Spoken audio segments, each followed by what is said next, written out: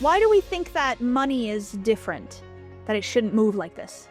It's because we've been taught that money isn't cyclical, that money isn't always going to come back, that it's not always going to return. We've been taught that the bank account might not fill up. Be careful. Don't empty it out because it might not fill back up. True prosperity, abundance, wealth consciousness means that your bank account will go empty and you know it will fill back up. In order to adopt a wealth consciousness, you must be willing to be in a state of financial flux. How many of you are okay with financial flux? Be honest with yourself. So what happens when your bank account starts to go lower? You're like, uh-oh, this isn't good. But what if your bank account going low is actually a sign it's about to fill back up? Because that's what the heart would say. The heart would actually say, oh, we're empty right now, so we're about to fill up. That's the law of rhythm. Embodiment, remember, is moving ideas into the body. What I have observed the most is that people will create this identity of being a millionaire, but they will never act like it. You create this idea of abundance and prosperity, but you continue to live from lack and limitation.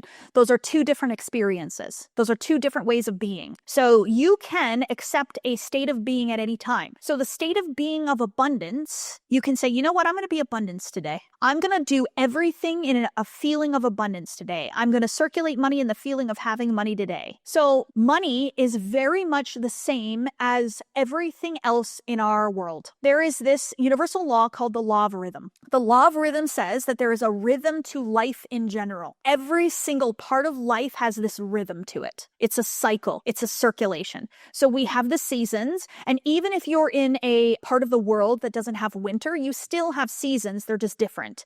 It's not as drastic. It's not from hot to ice, but you do still have cycles and you still have seasons, right? The ocean has that cycling, that season, always. Our hormones have cycles, everything.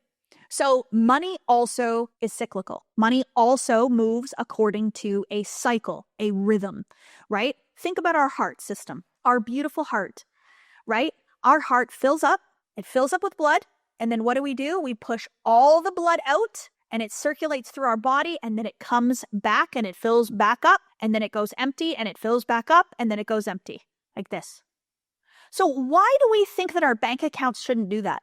Why do we think that money is different, that it shouldn't move like this? It's because we've been taught that money isn't cyclical, that money isn't always going to come back, that it's not always going to return. We've been taught that the bank account might not fill up. Be careful. Don't empty it out because it might not fill back up. True prosperity, abundance, wealth consciousness means that your bank account will go empty and you know it will fill back up. In order to adopt a wealth consciousness, you must be willing to be in a state of financial flux.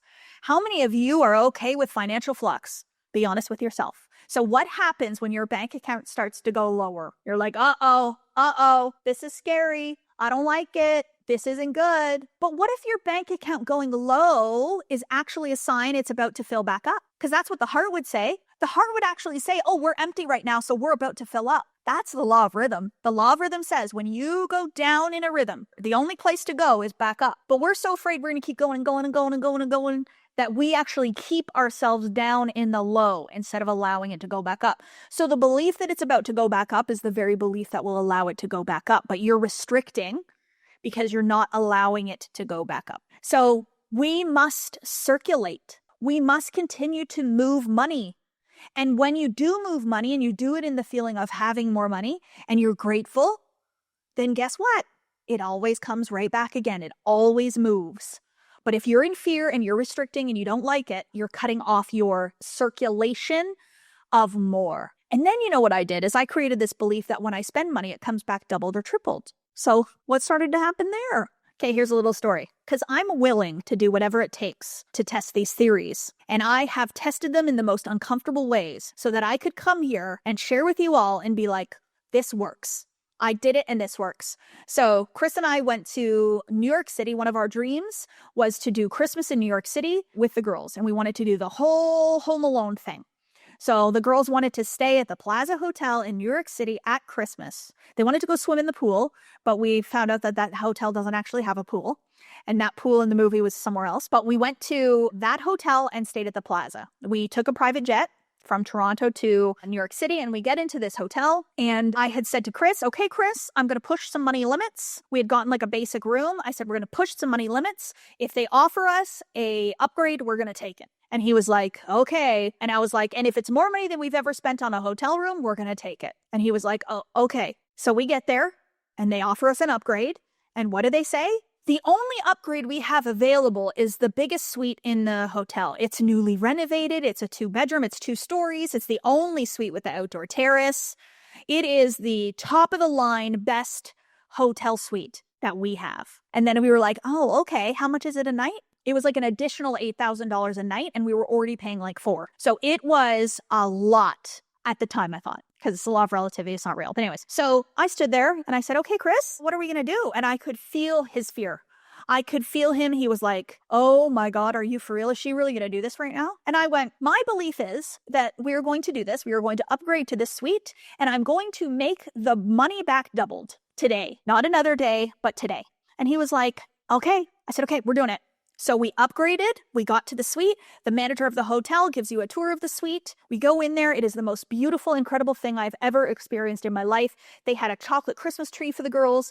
They brought the girls all of these Eloise gifts. There was a bottle of Dom Perignon champagne in the room, and I drank alcohol at the time. It was top of the line luxury. I felt like an absolute queen. I was like, yes, I am worthy of this. I accept this. I receive this, and I took it all on. And then we go upstairs and we get the tour, and we go out onto the terrace, and there's wine glasses and cigarette butts. And I was like, oh.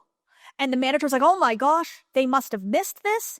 We're going to get it fixed right away. I'm so sorry, very apologetic. And they got a cleaning crew to come and clean up the terrace. But, we didn't let it affect us. We were like, all is well. We're fine. No, we're not mad. Like, we're in gratitude, beyond gratitude. Then one of the cleaners, as they're leaving, says to my daughters, girls, so sorry about the mess up there on the terrace, but we just want to let you know, do you know who was in here right before you? Do you know whose cigarettes butts those were in the wine glasses? And they're like, no. They're like, it was Lady Gaga. She just left at 11 a.m. this morning. My daughters were like, which bed did she sleep in? Like, they were like so excited. My girls were like, wow, this is the most exciting thing. And then for me, I went, of course I stay in a suite right after Lady Gaga. Like, I was like, yes, I will accept this. But what happened next, though, is the root of this story. Because that very same day, I received a one-on-one enrollment into my coaching, which is $150,000 USD, paid in full, came into my bank account. Okay, so I spent probably $70,000 on this hotel room, and I made $150,000 that day. I doubled my money by the decisions that I made from circulation, from abundance and prosperity, from a new identity, from the feeling of having. I can't make this stuff up, you guys. And I'm telling you these stories because this is my real life. These are the real things that I've done to allow myself to call in a greater experience. I'm not attached, but I'm in love with the idea of more in my life. So we must circulate. The more you circulate, the more money you'll make. Every single time we stop spending, we feel it tighten up. So you always want to be spending, you always want to be moving, and you always want to be allowing more to come into your life. And when you make more money, your bills will go up. And sometimes that makes people uncomfortable, and even building a company, an organization where you have full-time employees, right? Like, I hire people and pay them salaries every single month. That comes with a certain level of faith. If you're in fear, if you are afraid, you're not going to hire help because you're worried you're not going to be able to pay them. So this is why I'm telling you is I want you to build this empowered identity. I want you to have this entrepreneurial spirit. I want you to believe in yourself so much that the universe simply responds. And notice when you're not doing things, when you're not expanding, when you're not growing. And you are the one that's contracting. You're the one that's keeping it small. So many of you are reaching out to me, and I can feel your certainty in me. I can feel your conviction of me. You guys are telling me things. You're like, oh, Kathleen, I see you in this way. And Kathleen, I see you over here. And Kathleen, I see you doing this. Kathleen, I believe in you, blah, blah, blah. And I'm like, yes, yes, yes. But put that to you. Like, take that belief, that certainty, that knowing, that vision, and I want you to turn it around, and I want you to put it on yourself. I want you to believe in yourself more than you believe in me. Who do I believe in most in this entire universe? Me. And who am I an essence of? Source energy, spirit, God. So by believing in source energy and trusting source energy, then I inevitably believe and trust in myself because we are one. We are not separate. I do not believe that I am separate from source energy. I believe that I am an extension. I am one drop of the ocean. And so I was made this way. And I was meant to do these things. And so the level of self-belief that I have is I'm willing to do whatever it takes.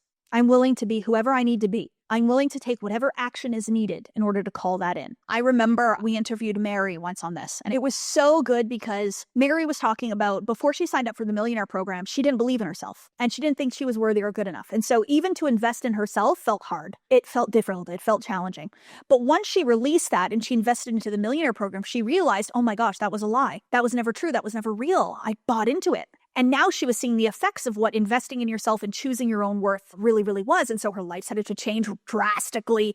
Things were completely different. She was quantum leaping her life. So what did she do? She went and asked people in her life to invest in her. She believed in herself that much that she said, if you invest into my business and you invest into me, I'll give you this return. Brilliant. Absolutely brilliant. She literally got to the point where she was in so much conviction of who she is and believed in herself so much that she was willing to ask people to invest and even say to them, you're going to make money from me. I am an observation of an idea that I created in my mind where people are called into our vibration and our energy and our frequency, where people come into this energy with an open mind and an open heart and make the decision that they know that it's time. That people have a certainty and a knowing and trust their intuition and make decisions from the place of where they want to go instead of who they've always been. And I am observing this more and more every single day. But I also don't want to make anybody feel any kind of way if they are in fear, because we don't want to judge fear. We don't want to resist fear. We don't want to make it bad. We don't want to make it wrong. I don't want to make you feel like you're less than because you're not necessarily feeling that full body certainty yet. I want to make you feel comfortable to realize that that's actually where the growth is. The growth is in actually saying, you know what? I'm ready for this. I would love this, but I'm afraid right now. And that's okay. So when I talk to you about my stories, when I'm standing there about to say, yes, let's upgrade, I notice what's happening.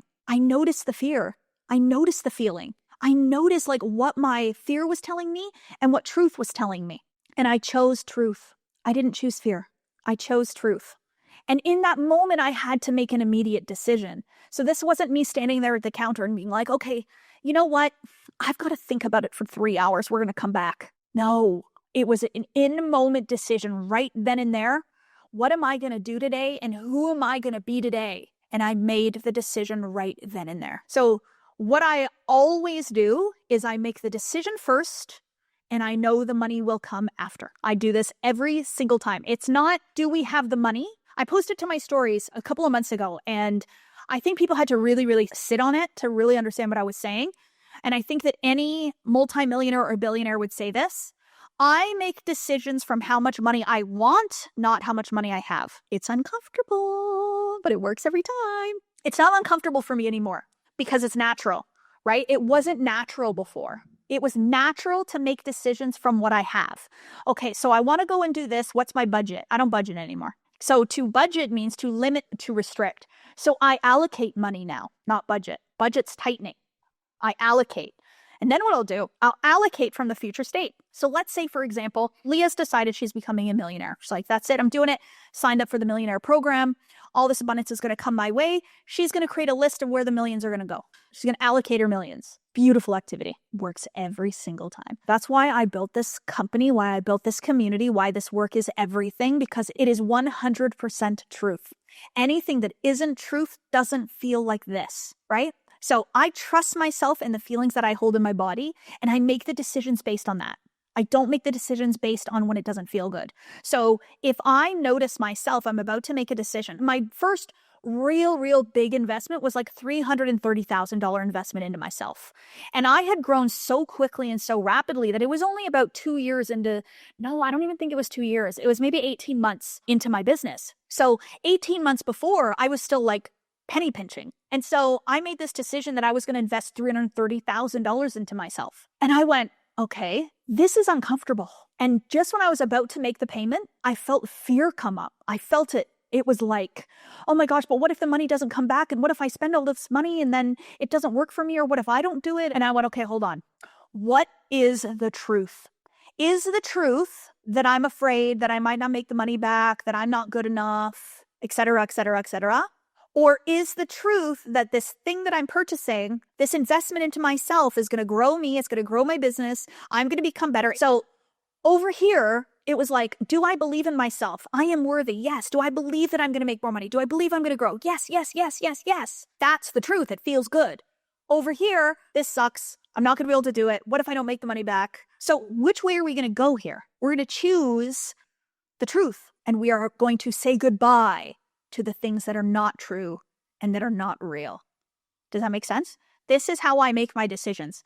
I make decisions from the manifested world, not from the observed world. So I make decisions based on how much money I want and not how much money I have. So Chris and I have invested a lot of money into many different businesses now. Okay, so different investment opportunities. And so we are now part owners in a company that we had to put a hefty chunk of money in for a percentage of this company. And there is no evidence in the 3D physical world at that time to tell us that this company was going to be anything, that it was going to be successful. We had to go into the manifested world. We had to go into imagination and say, well, what would we love? And that investment like 100x'd within 4 months. But we had to choose. We had to make a decision from how much money we want to make, not how much money we have. And even the investment we made into that company, we actually didn't have it. We committed to it. And then as soon as I committed to it, I said, yes, okay, I'm going to give you this $1 million. We didn't have the $1 million in the bank account, but we said, yes, we're going to invest $1 million. Once we made the decision, put a deposit essentially down, the money all came and we paid the $1 million. It happens and it works and it's beautiful. But you got to become a different version of you. You have to shift and you have to change. I don't want to give you temporary change. That's not what I'm here for, okay? So all of these stories that I'm telling you, all of this information that I'm providing, the value that I'm giving, the support that we're offering, this isn't so that you guys feel good for a few days. I don't want that. Like, I really want you to feel good for a few days, but then I want that goodness to stay. And I want you to manifest more and more and more into your life. And I want you to come back to me and say, holy shit, like everything in my life is completely different. I had somebody message me and they said they've been in Millionaire. They're 2/3 of the way through Millionaire. And they said that they have 20 times more freedom in their life than they've ever experienced. I have somebody else that was homeless that's 7x to their income. We have someone, her name was Christine. She joined the Millionaire program, was convinced that she was becoming a millionaire. And the next thing you know, she got an inheritance. Somebody gave her an inheritance before they passed away of 1.87 million. Before they passed away, because she was vibrating as a millionaire, right? Would that person have made that decision? Probably not. And then it probably would have gone into probate and paid all these fees. So this family member decided to give her her inheritance early because of the identity shifting that she did in her consciousness through the Millionaire program. Jennifer, we interviewed her on a live event. She did not have the money for the Millionaire program. She put it on, I can't remember if it was a credit card or a line of credit or something like that. And she joined the Millionaire program and very, very quickly received a lump sum, $500,000 cash. There's a couple questions that I got that I want to answer. Somebody had messaged about the Millionaire program and asked what type of individual would take Millionaire as opposed to Modern and Mentor. So Modern and Mentor is for coaches, consultants, and mentors. Millionaire program is for everyone. I actually believe the Millionaire program would be good for children, for adolescents, for people who are unemployed, for people that are in any phase of their life, to be honest. The Millionaire program is my signature offer. We have had by far the most amount of people come into the Millionaire program. And we see people that shift in all areas of their life, not just financial. So this is about money. So I'm sharing with you money stories, but I also want you to know that it's not just about the money. We have people that have cured their chronic illnesses and diseases, autoimmune diseases like fibromyalgia, Crohn's and colitis, immune disorder, psoriasis, also mental health, anxiety. We have someone on my team that was living in anxiety and now lives at peace from this work. It's very, very powerful. I myself cured myself from my depression. Depression is probably one of the most common things that we see in this work is people curing themselves from mental health. We also have individuals that have healed their marriages. We have individuals that have healed their divorces. Okay? So divorces that were not in a beautiful place who have healed it into a beautiful place.